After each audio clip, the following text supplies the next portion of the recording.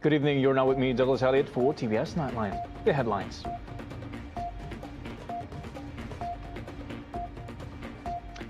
Premier of Sarawak, Datuk Patinggi Tan Sri Johari Tun Uping met with Cambodian Prime Minister Hun Manet and discussed potential economic collaboration, including possible direct flight route from Kuching to Phnom Penh. To bolster its agriculture and food security, Sarawak is keen on exploring collaboration with Cambodia to acquire its high-quality rice seeds. And in global news, ahead of his impeachment vote, South Korea's President Yoon Suk-yeol has apologized for his declaration of martial law but refused to step down.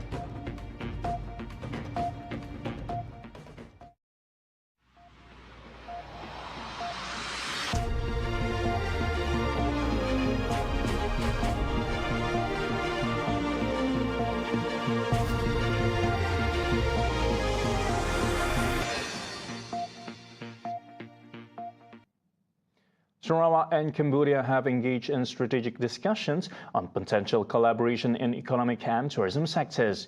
Premier of Sarawak, Datuk Patinggi Tan Sri Johari Tun Uping, stated that this commitment marks a positive step towards strengthening relations between the region and the kingdom, thus opening new avenues for mutual cooperation. Kita berpeluang berjumpa dengan Perdana Menteri Cambodia.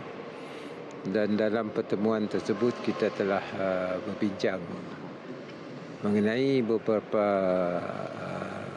masalah, bukan masalah lah, perhubungan yang merapatkan Cambodia dengan Malaysia, lebih-lebih lagi dengan Sarawak. Kita telah berbincang mengenai dengan tenaga, nombor duanya perhubungan manusia dengan manusia, people's connection, dan juga potensi kolaborasi dalam bidang ekonomi termasuklah pelancongan. Abang Johari made these remarks after paying a courtesy visit to Cambodian Prime Minister Hun Manet in Phnom Penh on Saturday. He also shared Sarawak's initiative to take over an airline company aimed at improving connectivity between the two countries. Additionally, he proposed the possibility of establishing a direct flight route between Kuching and Phnom Penh, which would only take 2 hours. This, he said, could facilitate travel between the two destinations. Abang Johari expressed hope that this initiative would benefit the tourism and business sectors while enhancing ties between the people of both nations. Kita akan cuba untuk merapatkan lagi perhubungan antara Cambodia yang banyak mempunyai benda-benda sejarah di sini. Actually, kalau kita lihat dari sejarahnya, Champa, negara Champa Melayu, Malay Champa dulu kan. Dan juga di Sarawak pun kita ada juga tarikan. Maka mungkin kita boleh mempunyai laluan Kuching Phnom Penh yang hanya memakan masa 2 jam lebih kurang.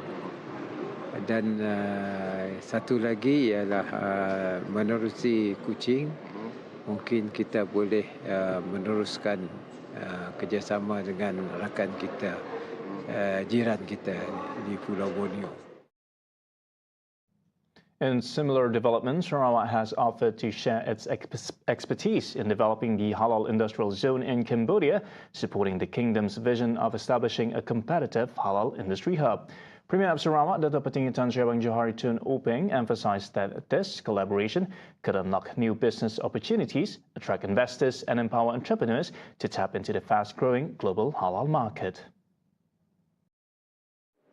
Dan Cambodia juga akan menubuhkan satu kawasan industri halal di mana saya rasa pihak Cambodia, termasuklah masyarakat Islam Cambodia, boleh bekerjasama dengan masyarakat kita di Malaysia, lebih-lebih lagi Sarawak.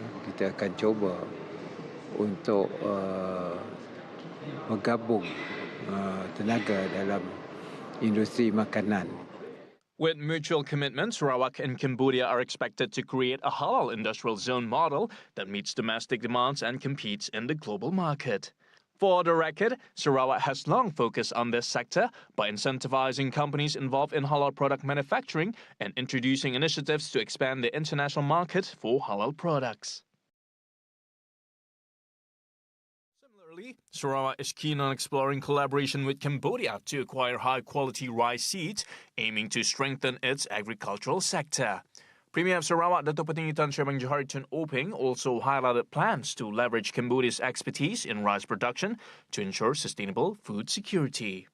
Kemudian dah pengeluar padi beras yang banyak.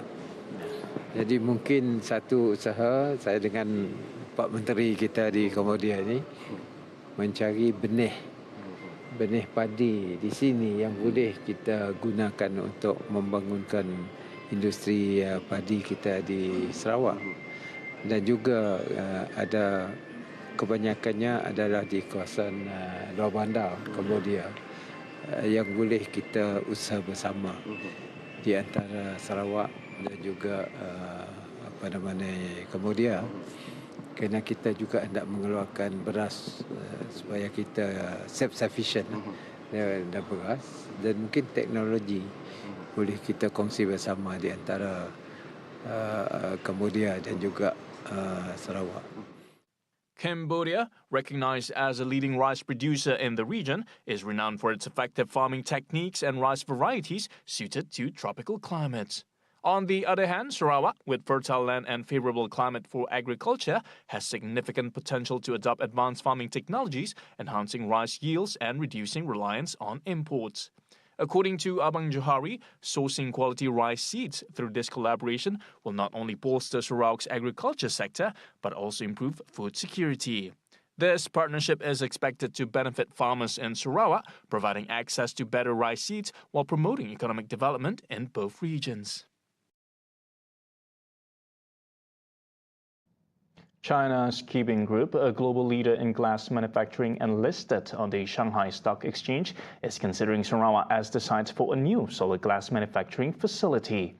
The intent was discussed during a meeting between Keeping Group and a Sarawak delegation led by Deputy Premier Dato' Amar Awang Tengah Ali Hassan at the company's state-of-the-art facility in Shaoxing, China on Friday. The proposed project is in line with Sarawak's efforts to promote low-carbon industries while supporting the transition to green energy. The delegation also toured Keeping Group's advanced manufacturing facility, known for its automated production processes. For record, the company supplies to top brands such as Tesla, Saint-Gobain, Oppo, and BYD. The proposed investment is expected to create synergies with Sarawak's mining and manufacturing sectors under the post-COVID-19 Development Strategy 2030.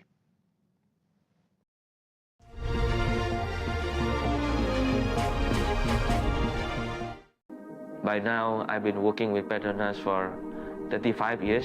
That's how long I've spent my life working with Petronas.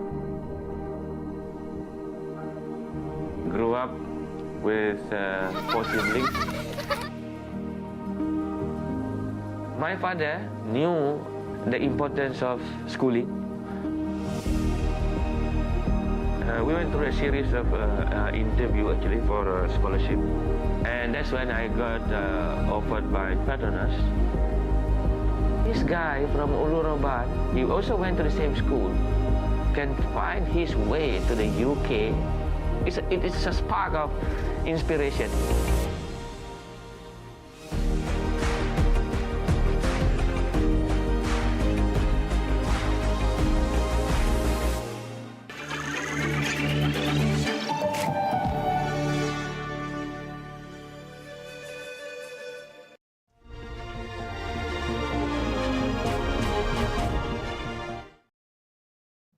Welcome back.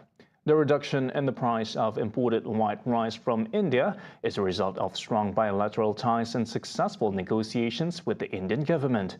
Prime Minister Dato' Sri Anwar Ibrahim said the move is part of the government's commitment to easing the burden of Malaysians by ensuring basic necessities remain affordable. Tapi sekarang ni kita harga beras import ni turun sikit sebab kita berjaya runding dengan kerajaan India Dan baru ni saya balik ke, bukan balik, Pakistan, balik negeri dia, Pakistan. Runding sikit dan dia setuju juga jual beras dengan harga lebih murah. Ini supaya ringankan beban masyarakat kita.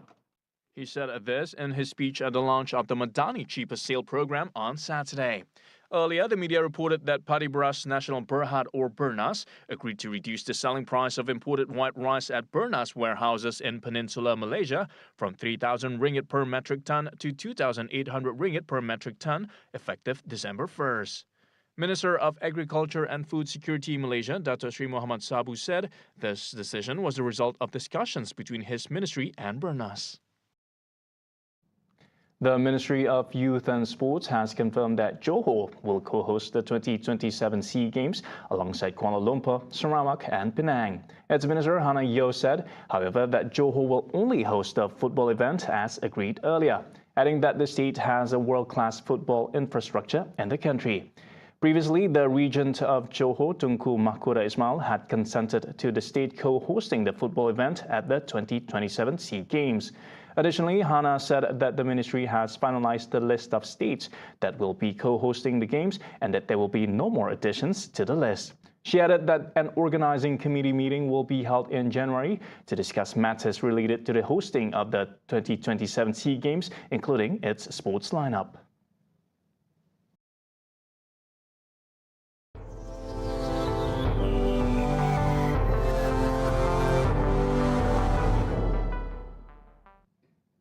In a stunning turn of events in South Korea, as South Korea's President Yoon Suk-yeol could avoid impeachment after governing party lawmakers boycotted parliament on Saturday, despite massive protests outside. Nearly all 108 members of the ruling People Power Party walked out ahead of the impeachment vote, which required support from 200 lawmakers to pass. With the boycott, the next opportunity for the impeachment vote is set for Wednesday, December 11th. Earlier, President Yoon apologized in the wake of growing public outrage, but he refused to resign following his controversial decision to declare martial law this week. In his first public address since the crisis, Yoon defended the move as necessary measure, but admitted it had fueled anxiety across the nation. 이번 비상계엄 선포는 국정 최종 책임자인 대통령으로서의 절박함에서 비롯되었습니다. 하지만 그 과정에서 국민들께 불안과 불편을 끼쳐드렸습니다. 매우 송구스럽게 생각하며 많이 놀라셨을 국민 여러분께 진심으로 사과드립니다. The move plunged the nation into political turmoil and triggered widespread protest. Despite the apology, calls for his resignation are growing from both the opposition and members of his own party, including the public alike. 한마디로 말씀을 드리면 매우 실망스럽다. 국민들 눈높이에 전혀 맞지 않는 국민들의 배신감과 분노를 더 키우는 그런 발언이 아닌가 생각됩니다. 탄핵이 되든 안 되든 국민들이 그 용서를 안 할 테니까 너무 늦었다고 생각합니다. 너무 늦었다고 하고 이제 지금 뭐 대학생들, 교수들, 국민들 다 일어섰는데 종교계들 너무 늦었고 사과는 해도 저 같은 경우는 별로 이제 감흥이 없어요. 너무 늦었다 생각. The unprecedented declaration on Tuesday night saw troops and helicopters deployed to Parliament, marking the first use of martial law in over 40 years. But lawmakers voted to overturn the order, forcing Yoon to revoke it in a dramatic late-night reversal. And those were the updates on TVS Nightline tonight. I'm Douglas Elliott. Thank you for watching and have a good night.